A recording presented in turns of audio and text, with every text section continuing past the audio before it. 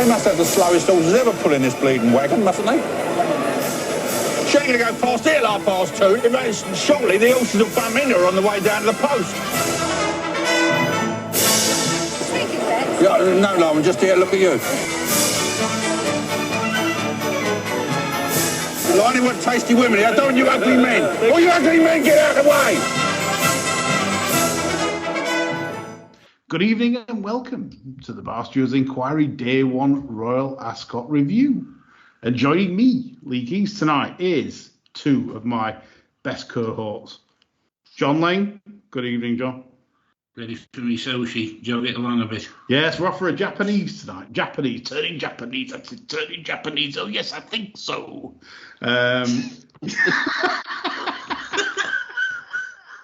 Yes, the gin's flowing already. And last but not least, Quentin Franks, who is our premium judge on the flat. Good evening, Quentin. Good evening, Lee. Japanese sounds better than my dinner tonight. So, yeah. Absolutely. Can't beat a bit of Japanese. You ought to see the cocktails on there. Some tremendous gin cocktails. Anyway, onwards and upwards. That's enough of the advertising for Japanese restaurants. And we'll review the day's proceedings. I'm on the floor. Absolutely on the floor. I'm being pissed on. It's absolutely disgraceful what's happened today in terms of punting. But what a day's action. I really enjoyed the action. And less said about the ITV coverage. No, more said about the ITV coverage. We'll come on to the Queen Anne. Let's review the Queen Anne. Obviously, Baid doing it nicely, really well. What's anyone's thoughts on the Queen Anne? The ITV commentary team seemed to have Baid not run into form or running below form. I thought the second ran out a bit skin myself. What do we think, chaps? After you, John, you go first. I thought the second horse ran probably the best race of its life, really. Baid still won easy. So draw your own conclusions, really. Yeah, I'm saying Real World did run the race of its career. I think that's the one to take out of the race in terms of what's improved. I don't think Baid has done a figure better than it's done before, but still it was equally impressive. Did it very nicely. The second, don't forget, won over a mile and a furlong. He gets a mile very strongly. They rode it handier and made more use of it than they did at Newbury. So I think Baid's run really well to do so without excelling in what it's done before. Quentin, is that a fair assessment? Couldn't be fair at all. We kind of blew it apart. Three furlongs out with a 11.12. Fucking sectional, took Real World out. He was eased down. He done it as you expected him to do it. I liked the ride on Order of Australia by Ryan Moore, kind of just shying towards the stand side rail to kind of potentially draw crowd into thinking, do I go that way or do I follow the second in the market? And he didn't bite, but best horse won. I'm looking forward to seeing him at 10 furlongs. Yeah. Me and John actually said the same thing today. We said that we think he'd be a better horse over 10. I think because you can hang on to him for longer and use that potent turn of foot to even better use over 10. He settles well enough to get the 10, and I think I very much look forward to seeing him running over 10. Obviously, the plan, I think, will be the Sussex followed by the International at York, I believe, according to the shirt. I disagree with the ITV team. They were quite lukewarm on the performance. I didn't think there was anything lukewarm about it. I thought it just did the job and quick and clear nicely. Okay, Coventry. We were sort of bamboozled by Bradsell on the York run because obviously of the how York can sometimes play. But Bradsell confirmed, I suppose, the visual impression of York in winning the Coventry. Chaps, thoughts? Well, it makes some comments for me as well. You know, I think that was a factor for me because Persian Force wasn't really ridden forward. He was doing his best work inside the final furlong, I would have said. And I thought Royal Scotsman did really well because I didn't think that ground was necessarily suiting him. He could run well in a decent race in the autumn. Yeah, I mean, like Royal Scotsman, is it like two sides of the pedigree? We've got Glen Eagles, whose offspring, to be fair, Glen Eagles is a good sire on statistically, but generally they do like a bit of cut and pivotal on the dam side, sort of kind of rubber stamps that as one to follow with Dukes. Quentin, have you anything on the times and stuff? Time looks fine. I think time form have given the winner 1:08, which I think is the highest since per Arizona a few years ago. The year before that was Calix. It looks fine. Low draw kind of played from everywhere. The first two seem very much now horses though. They're physically the third horse, Royal Scotsman. He's the one I'll take from the race. Bigger model, still got a bit of a frame to fill. Agree with John. I think he'll be a better horse, A, with a lead, and B, on softer ground. He just doesn't fully convince for me on genuine fast ground. So if we can see him with a bit of dig, then I think he'll be a proper tool as a 3-year-old as well. Yeah, I mean, we sort of not surprised or surprised by the Coolmore horses not really performing. Did that not come as a shock, or you know? Well, we said it yesterday. Like, it was kind of hard to weigh up what they'd done. You can put upgrades on the times they'd done, but they still hadn't done it in well-run races. So until they had done it, you're not really surprised with it. They just shown speed essentially. So I was not really surprised. No. No, like you say. So are we in agreement that it's possibly an above average Coventry? Yeah, I would agree with that. John? Yeah, maybe just. Yeah, fair enough. But Roll, I think we're pretty unanimous that we're all taking the third out of the race going forward. Yeah. Okay, King's Stand, massive win for the Aussies. You know, like a Shane Warne Ashes series, like going through Mike Gattin's leg stump as it blitz clear to him by 17 wickets. Tremendous performance. Any sort of hard luck calls in the race?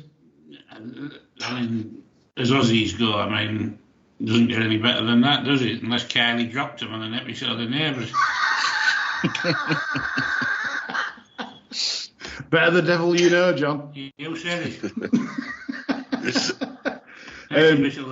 Well, the one thing I did notice, and I was like bouncing up and down like a rabid chimpanzee. The one that had got loose, was it? Kadem. Yeah, Kadem. Yeah.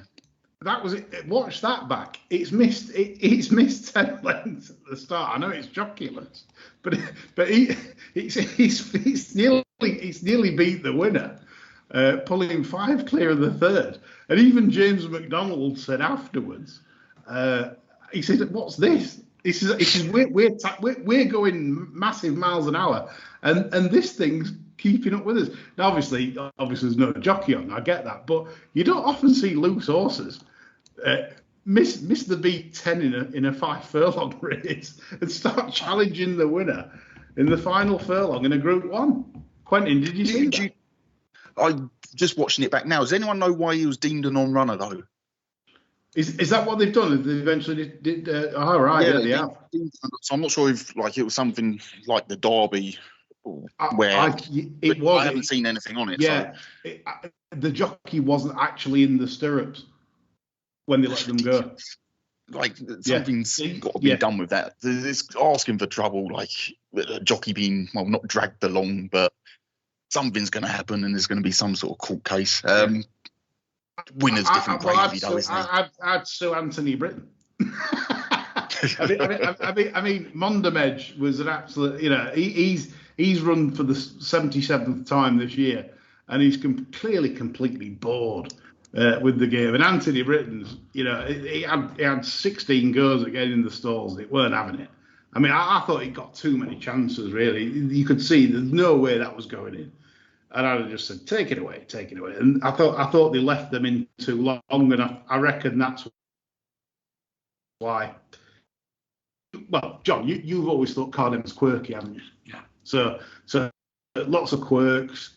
And maybe that was it, really. The horse really just, it was in there too long. It was like the old Hamlet advert, the cigars, And so yes. But I mean, if anyone watches that going forward, Cardem in its next race might be worth an interest on what it showed there. It clearly is very fast to do that, even without a jockey. But yeah, fair play to the Aussies. Do we think the Aussies might stay on for the for either? Well, he could run in the big race on Saturday, the Platinum Jubilee, or it could run it in the July Cup. What do we think? Waller's got the other favourite for Saturday's race. I can't remember its name off the top of my head. The owners seem I've seen an interview from Ascot, but that's been to Australia. The owners seem to want to give it a go. Waller seems very lukewarm on the idea because he still wants to race the horse in Australia. So he seems lukewarm. I don't think they'll go personally, but I guess the owners pay the bills, don't they? Yeah. It'd be interesting where they go with that. John, any thoughts? I'd like to see it stay. Yeah, I think it could. I mean, I'd like to see it stay because I think it's a win a July Cup. I think it'd piss a July Cup. Yeah, do you think that, Quentin? Yeah. No, but for sure. I think it's about 5-6 to 1 or something for the July Cup. What the fuck was Irad Ortiz doing? Like you miss the kick, you have a plan B. You don't then rush up for a furlong. Like horses have, I know horses have one way of running, etc. But you just don't do it. Like I was a place layer and ended up a win layer as well, so I was happy with it. Yeah. But it's just brain dead, and it kind of, you don't really have confidence in him tomorrow if plan A goes wrong on Love Rain Suya. No, I mean, for me, it could. I mean, Wesley Ward was speaking in Spanish to Irad Ortiz. Maybe it was the teeth that blinded him and just left him like in a complete daze. But it was like Pulp Fiction when they opened the case, wasn't it? Yeah. He did. Wesley Ward showed his choppers, and that was it. It was like, some bounced off him, and that was it. But yeah, I think if you watch the coverage though, Irad Ortiz was messing with the saddle all the way. He was ponied to start, and he was messing with the saddle for the last sort of 2 furlongs, right until he wasn't happy with the saddle, whatever it was. Is there a rule in America where they can't get off him? Yeah. Well, I don't know. I don't think they're allowed to get off him once they're left the paddock. Right. And I'm wondering if he wasn't aware that you can jump off and take your girth up. Interesting. To start. Interesting. That makes sense. Because I think the rule in America is every horse has to carry its allotted weight from leaving the paddock. Yeah. Whereas here we don't give a shit. Yeah. We don't. I mean, yeah, that's a good point. Never thought of that. But he wasn't happy with something was wrong with the saddle. He was bouncing around in the saddle, wasn't he? Yeah, anybody would have said, get down, you daft twat. Let's sort it out properly. Yeah. Get off. Yeah. Let the. But he didn't do that from what I could see. So interesting. So, but again, the Golden Pal thing will go on that it can't do it on straight tracks, and that's. But it will obviously. Wes will have an excuse in morning. Yes.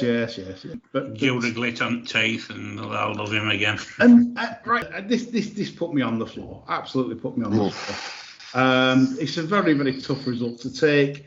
You Caribus backers out there, you are lucky boys. You're very lucky boys and girls, because Caribus is not the best 3-year-old colt. And I'm not.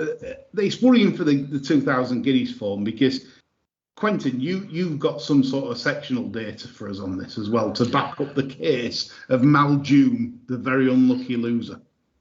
Well, everyone's seen Maljoom like visually as the unlucky loser, fast finishing. Sometimes you get fast finishing when the pace is collapsing, but the pace wasn't really collapsing.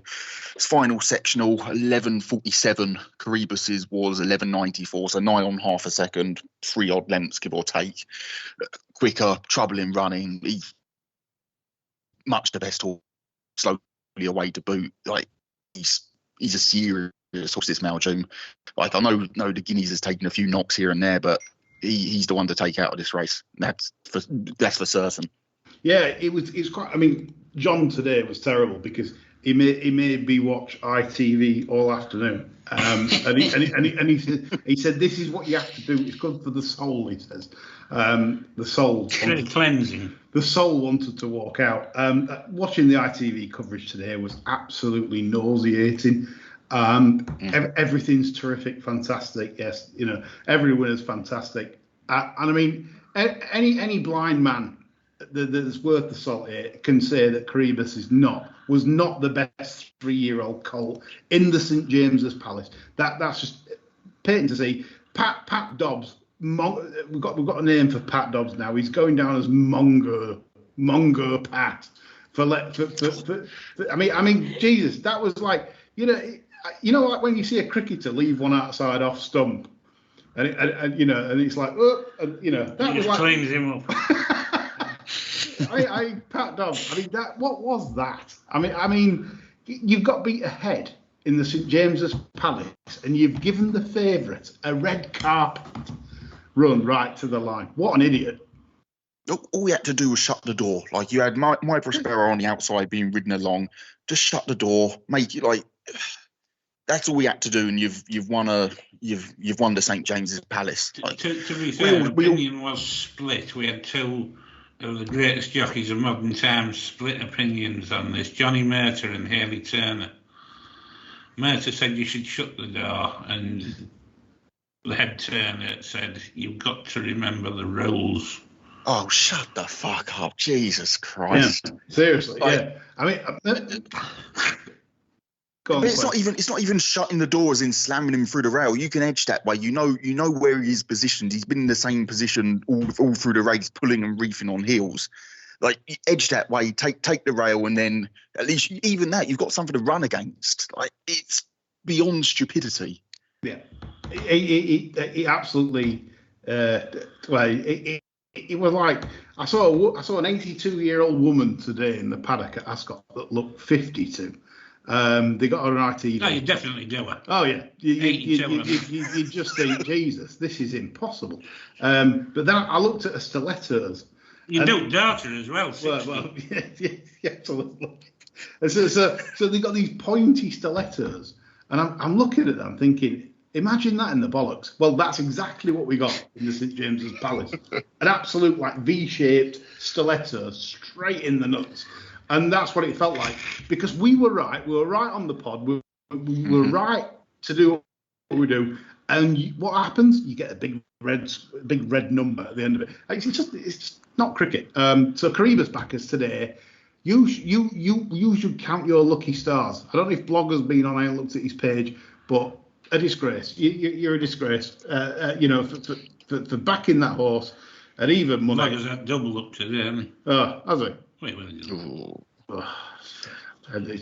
Anyway, so Quentin clearly has highlighted there from a time perspective that we were very hard done by.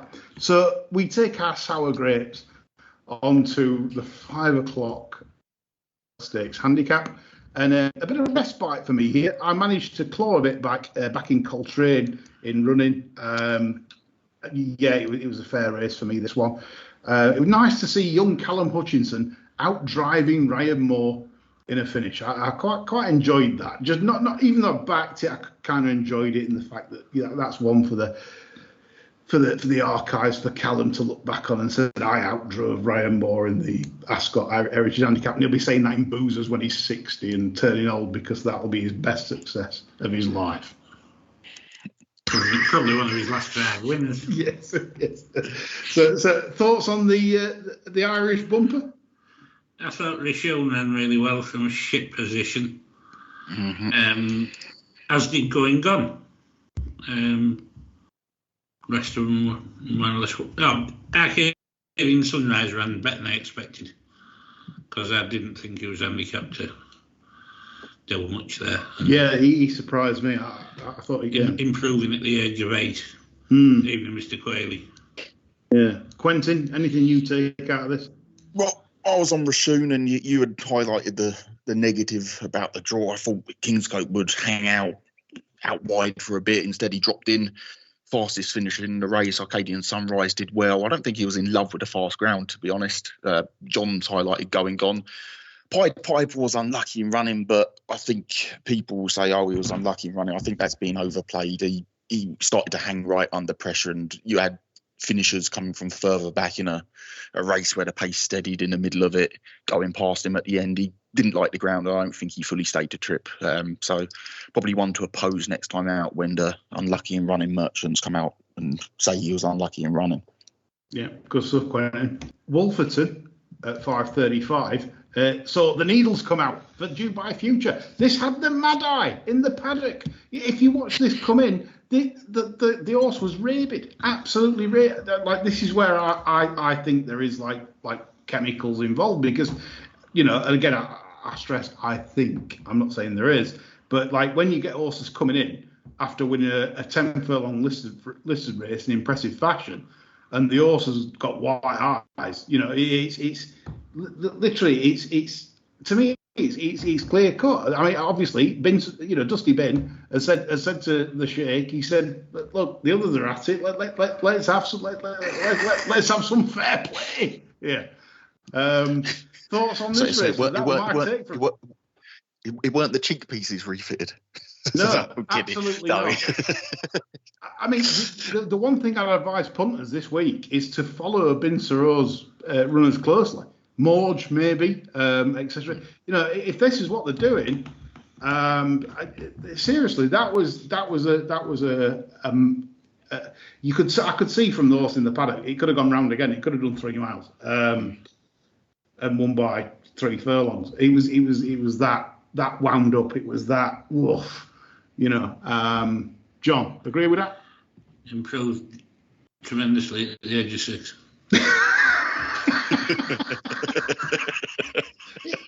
It's a slow burner. Come on, guys. It's a slow burner. You know, let's get with the spirit of Royal Ascot here, you know.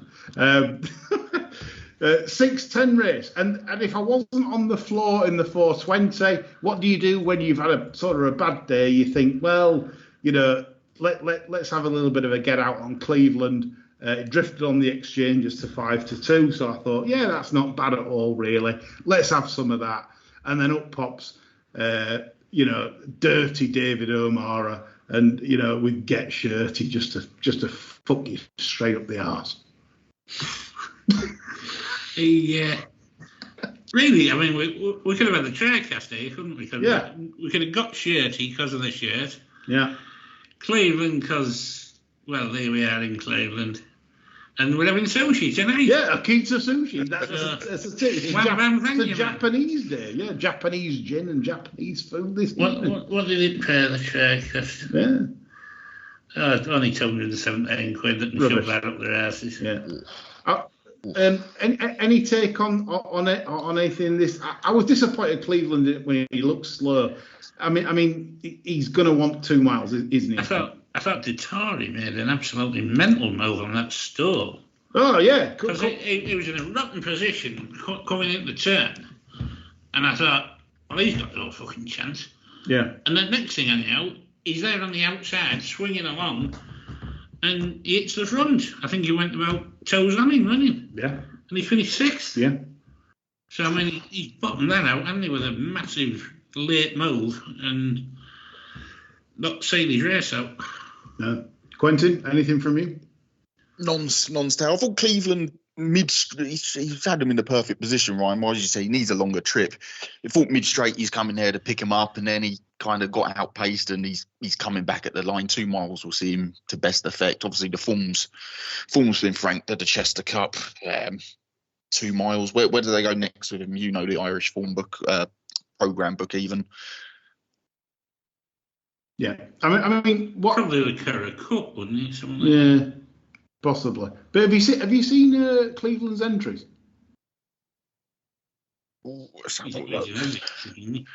Quentin, have you seen where Cleveland's entered? Hardwick, International Curragh Cup, King George. Well, that's not happening, and the Irish St Ledger.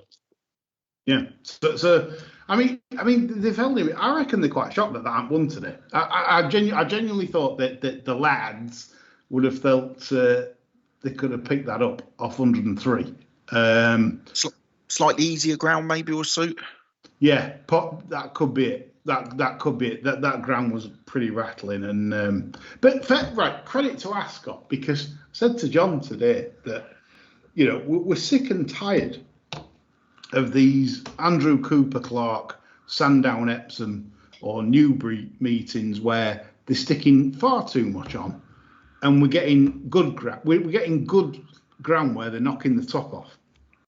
And today was a fine example of British summer racing, where you see. I did enjoy the ITV coverage in the sticks where they're showing the people enjoying themselves, blah blah blah, and then you get the great fast ground, which is what we as punters, and bookmakers should. What we want to see, good, genuine fast ground. It gives punters confidence to have a bet. And I think that's nothing more. We don't ask for anything more other than water for good to firm, and that's fine. But I think we highlighted on Bar Stewards with Andrew Cooper, and fair play for him to replying on Twitter. But we said you're going too far with this. You're watering too much. Potential grounds for concern, though. There was two pulled up in the Ascot Stakes today. True, it is true. I wouldn't say it was necessarily a case of the ground, but we know how clerks tend to react to things like this. It'd be very interesting to see what he does tonight. Yeah, it will be. Has anyone seen what he's putting on? Looking at what he's done so far, he's been putting on sort of like between 5 and 8 mils per day kind of thing. Because obviously it's got very firm, and I get why he's putting on what he is. So I would hazard a guess that he's going to put 5 to 8 mils on, maybe the higher side because of the temperatures at Ascot this week, which I think is fair enough. You have to put something on.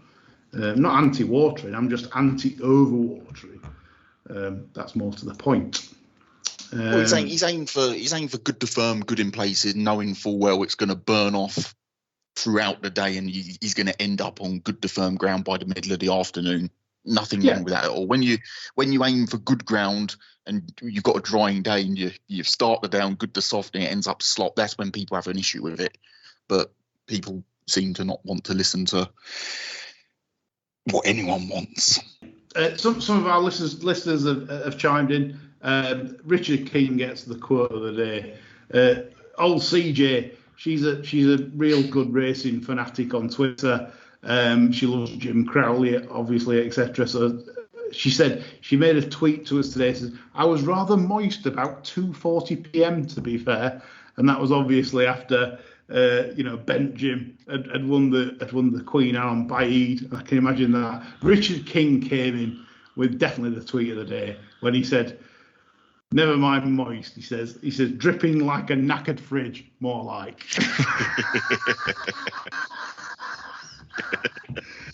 I mean that's Twitter gold. Richard King, you've won the internet today. He probably won't listen because he doesn't follow us, but that's a great quote.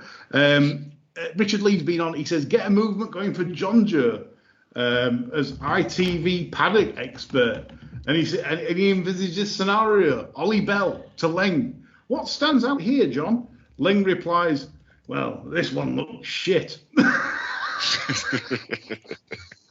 Potential TV gold. Agree, Richard Lee. Yeah, spot on. Greenwood's been on. He says, has John got any Leicester Pig at Royal Ascot stories? No, fuck off, Dave. No, none at all. No, we're disappointing you on that. Right, just to finish our soiree off, because we like to keep this punchy and short and sweet. Anything that sort of stands out tomorrow for our listeners that we could sort of like look at maybe punting, just to give them a winner or two for tomorrow. Now we've seen the decks and everything else.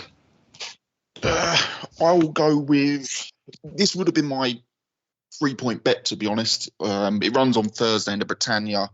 Yeah. They entered it in the jersey, which put me off putting up as a 3-point bet. But who put 50 in you? Form Frank today with Mike Ulysses 3 deep in the St James's Palace. He was unlucky in running. I'll be I think 8-1 still kicking around, 7-8-1. Yeah, I'm not sure how he doesn't go off favourite in the race. Yeah, I quite like that one myself. John, you've liked this before, haven't you? Yeah, and as I said, I backed Matey all the season on the strength of that being a good performance at Haydock when he chased this one on. So you'd have to fancy this to go close tomorrow, wouldn't you? Well, Thursday, but yeah, I'm going to interject there, and I would advise listeners to back Saga. I know it's like they put blinkers on for the first time, etc., etc. That might sort of be a bit of a negative, that they actually think the horse like dogged it last time, which could be the case. But it's hard to get away from, as I said on the preview show. The hint with Saga is if they pump Grady Betty full of cobalt in the morning, get her in that wagon to drive down the track, hat in following carriage, unload her at the winner's enclosure and leave her sat on a stool there till race time, because she can't move about too much, and just have her there ready for the presentation. I think this is it. I think Thursday gives me a Greedy Betty kind of feel. I think that's the one day if she's planning on showing up. The fact that they're all withdrawn. Yeah, obviously in the Hampton Court, reach for the moon, 8-13, come racing. They've all not turned up. Only 6 runners for the Hampton Court against Reach for the Moon. Be interesting if that gets a lovely red carpet, John. Janie Chapp will sort it out, won't she? Because she's a nasty Aussie Republican. She just might check it out. Well, this is it. Adam Kirby, I don't think they'll be bothered. But then the rest of them, Spencer, he loves a lid and he loves a pink button. Absolutely. There's a few in there that Ross Ryan, he definitely loves a pink button.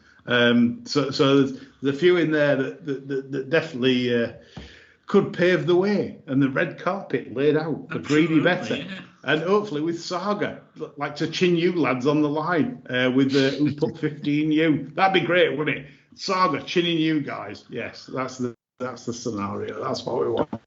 Devastating. Short head tease, ain't it? Yeah, exactly. Yeah. So anyway, that's all from us. Unlucky the shirt today. The shirt should be 2 on the board and leading the way into the days ahead for my shirt bet for the week. Disgraceful what happened in the St James's Palace today. Caribus backers. He's getting shirty. Yeah, Caribus backers. You really are. You're lucky people. That's all from us. Me, John Quentin. We're back again tomorrow for another review. Bye for now. Right, the show's over, boys. Thank you very much.